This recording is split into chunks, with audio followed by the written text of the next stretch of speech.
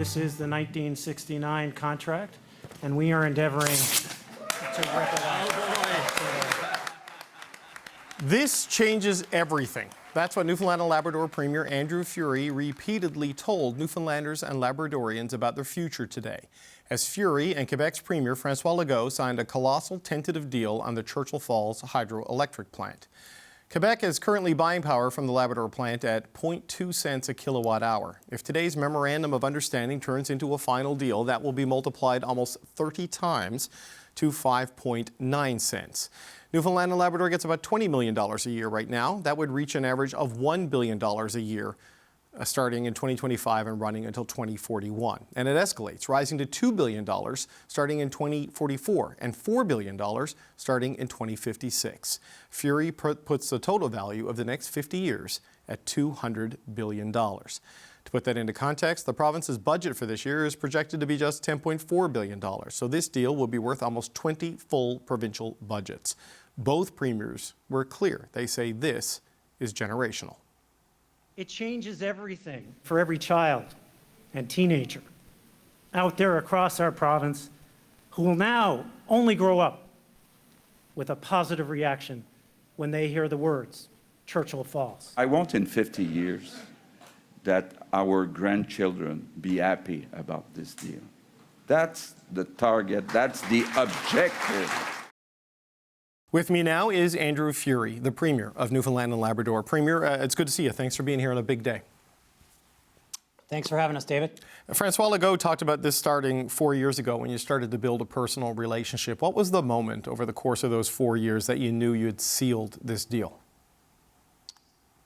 I don't think there's any specific moment that we thought that this all came together, but I felt strongly very early and strategically that we had to build a relationship with Quebec. The very first trip I took as Premier with my wife was to Quebec to meet with Premier Legault and his wife, and we started to develop a relationship. We started to speak openly about the ills of the past with respect to the existing Churchill Falls contract, and then, talk about the future. And then that, advanced over different meetings, and eventually it led to him coming here to Newfoundland and Labrador to further get an understanding about the cultural and economic context of the existing agreement, but also to look at the future and the potential for new developments together if we could get the partnership right.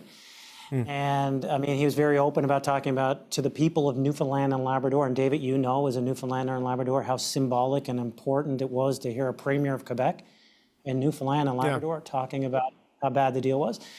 And then that continued over time. We met at hockey games. We've had a good working relationship. Not to say that it hasn't come with some friction between me and his negotiating team at times, but certainly I think developing that common understanding of each other's goals, despite the challenges of the history of the past, led to a path forward. Right. Well, you guys hugged today, and I never thought I'd ever see a Premier of Newfoundland and Labrador hug a Premier of Quebec. Is certainly in public. But did you ever think a Premier of Quebec would come with a $250 billion check to the people of Newfoundland and Labrador? No, I absolutely did not, and so that makes it unbelievable. And you know that a lot of people back home where you are will not believe this. They will believe this is too good to be true, right? Because that has been the history of this and has been the way this story has gone. So what do you say to people who, some might be cynical, you can't convince them, but others are skeptical and want reassurance?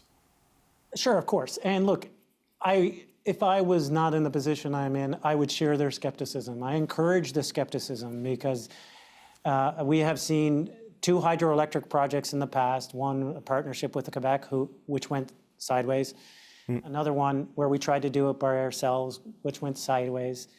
I would encourage people to think about the lessons of the past when they are looking at this new deal for the future. We have incorporated those lessons into the framework of what we are going to get for the future. So on the Churchill Falls existing agreement, for example, there's no fixed price. Right. There is a definitive market-based escalator built in for the price block market adjusting mechanism that we have chosen. So it will see profits go quite significantly, almost on a very steep slope, towards the end of the 50-year contract. We learned a lesson that 65 years was too long, so let's do a 50-year contract.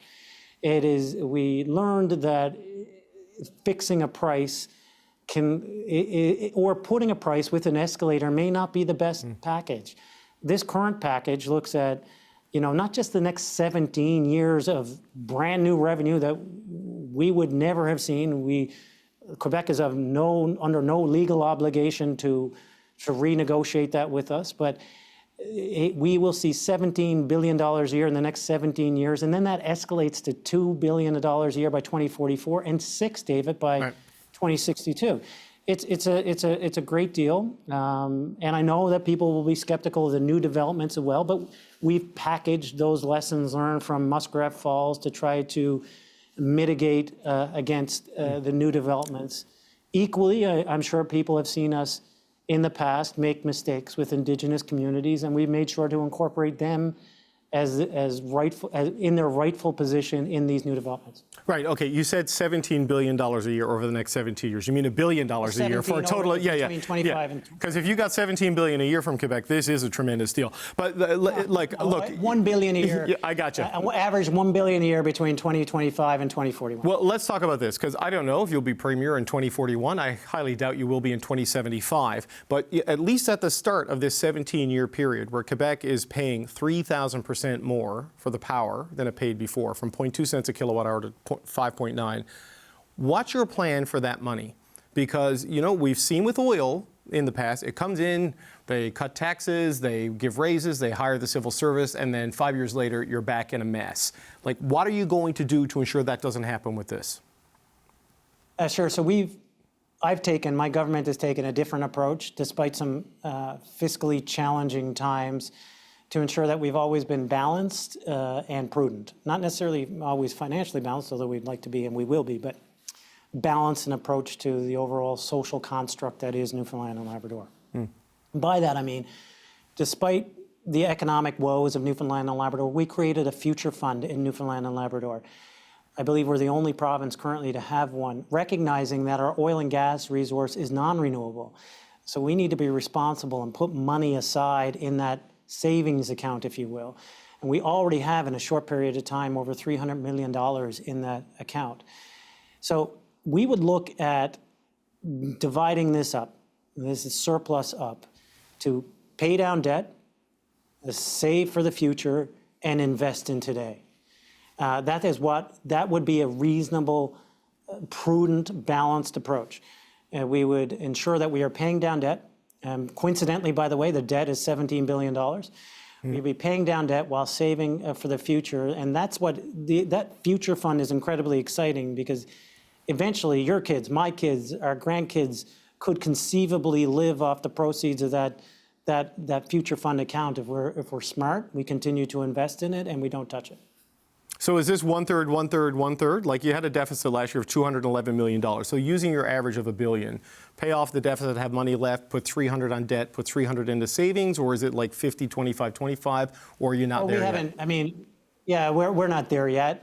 I will say to people in Newfoundland and Labrador who are watching, this allows us to build new hospitals, hire more doctors and nurses and teachers, pave more roads, while doing the other two things. That's how much this changes the financial and economic landscape of Newfoundland and Labrador. Okay, so it's $17 billion over 17 years, just to focus on that initial period, which is sort of which is really the historic grievance being resolved, with that.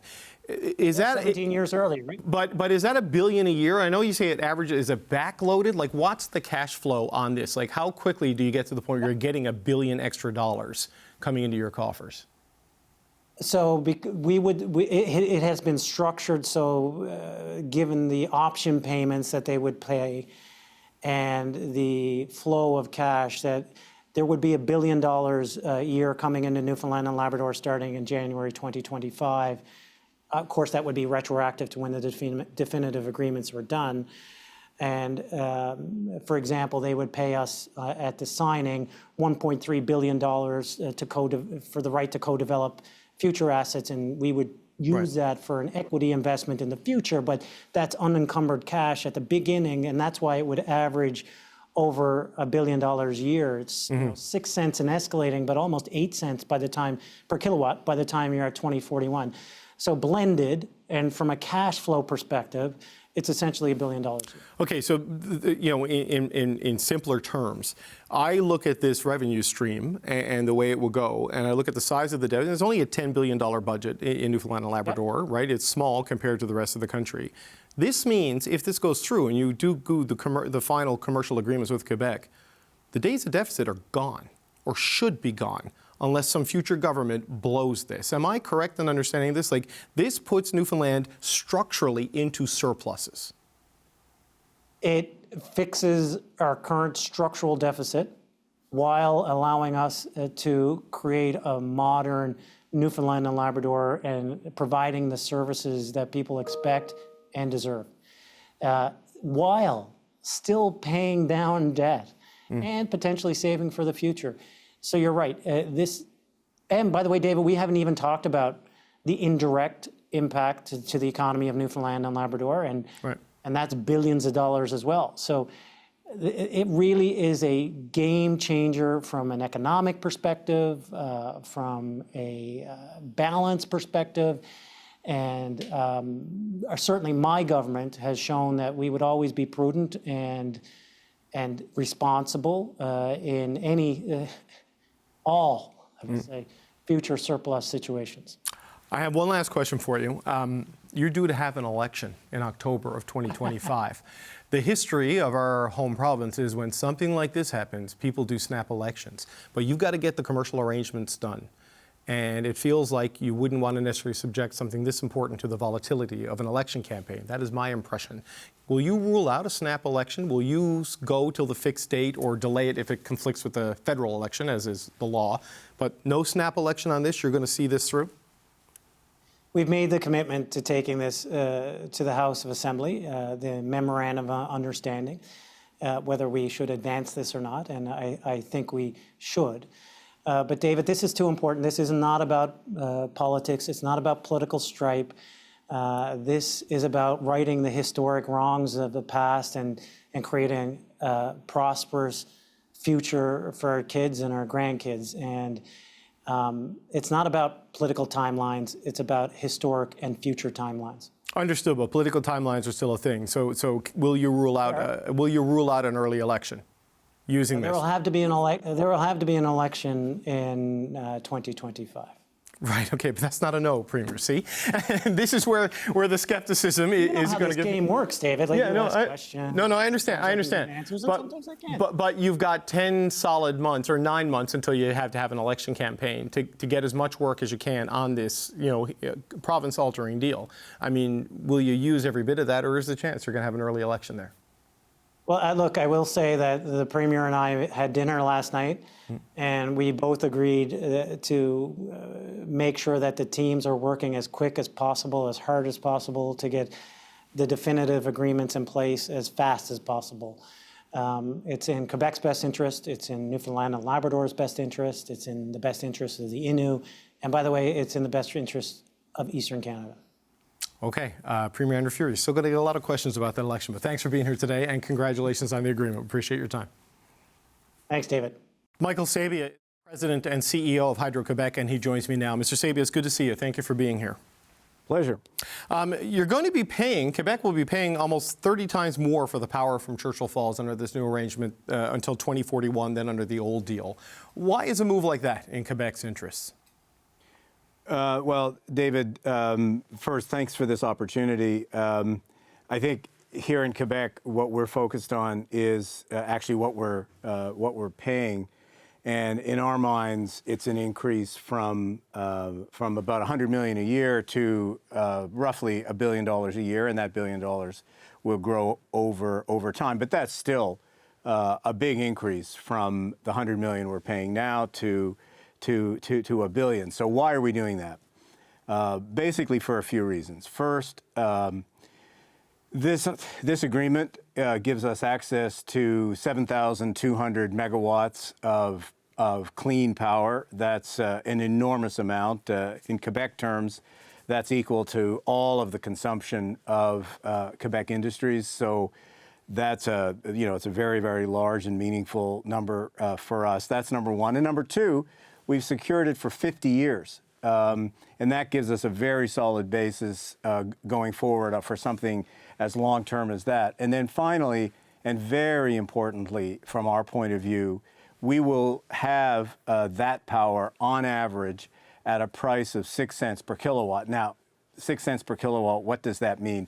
It means that generally, relative to all of our other alternatives that we could have pursued, that this represents a saving of something on the order of $200 billion over the length of the contract. So it's a very, very substantial saving. That 6 cents is a price for renewable power that you cannot find anywhere in North America. So for us to have access to power at such a powerfully attractive price over 50 years and that quantity of power, that helps us secure Quebec's energy future. It helps us decarbonize the Quebec economy. And very importantly, it gives us the megawatts that over time we can use to continue to enhance the collective richesse, the well-being of Quebecers. Okay, a couple of things I want to just explore there in the numbers, Mr. Sabia. The 7,200 megawatts you talked about, Churchill Falls is about 5,000. So to get to 7,200, we're talking that presumes Gull Island gets developed and gets done and works. Is that where those other megawatts come from? Because yes, right. Yeah, David. Those megawatts come from basically three things. Principally, Gull Island. And in addition to Gull Island, we will also essentially build an extension at Churchill Falls and add to its production capability, along with some technology changes within Churchill Falls itself. Altogether, that represents a significant increase. Right. We We will take about 90% of that, and that's where that step up of power comes for us. And that's been a fundamentally important part of this negotiation. I think Newfoundland and Labrador were very focused, and rightly so, on the renewal or the replacement of the existing contract, and we were very focused on the development of these new sources of power because that's what we want and that's what we need to secure Quebec's energy future. And the negotiation was basically about putting those two things together. Last comment on this from me. One of the things, David, that has struck me in this whole process of negotiation is that there is so much value in doing this deal. There's so much value in terms of volume of energy, of the price, which is extremely attractive from our point of view, that with that much value on the table, we have had the means to respond to Newfoundland's needs and to respond to our own needs. And that's basically been the origin of how we got to the deal that we've got to today. Right. So you talk about the price being extremely attractive and 6 cents a kilowatt hour being the sort of price you can't get anywhere in North America, excuse me, for hydroelectricity. As a born and raised Newfoundlander, I know a lot of people are going to look at comments like that and go, uh-oh, here we go again. That if you're so happy with the price, they may worry that the deal is not the win-win that it was presented as. So reassure those concerns if you can, sir, because I'm sure you know the history. Yeah, I do know the history, and David, I'm going to say that that your logic is a little bit I win, you lose, or you win and I lose.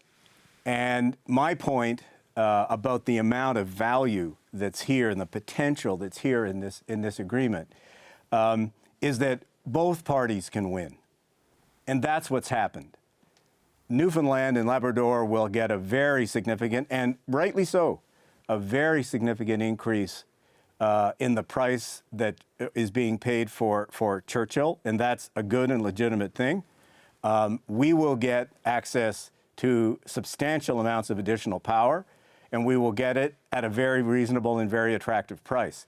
So I think both parties can come away from this negotiation saying that this was a balanced deal that worked in the best interests of both parties. It's not I win, you lose. It's we both win. No, and look, and as someone who grew up with this deal hanging over the province, I understand the need to get to sort of a balanced victory for everybody on this, because it has been a win-lose thing for so long. But for this to go to the next phase, Gull Island, as you pointed out, is this undeveloped resource. This is downstream from Churchill Falls for people who don't know this river as well. That is closer to Happy Valley Goose Bay. It's a project that is on land that the Innu Nation does claim ownership to. And I know that there was an impact benefits agreement agreed to when this was looked at the first time, when an environmental assessment done, and the new Dawn agreement is in place with them. But that was a long time ago, and things have changed since then. So how do I know the premiers, both premiers today, sent reassuring messages that they would work with the Innu Nation and other Indigenous partners. How quickly do you move on that? How big is that challenge?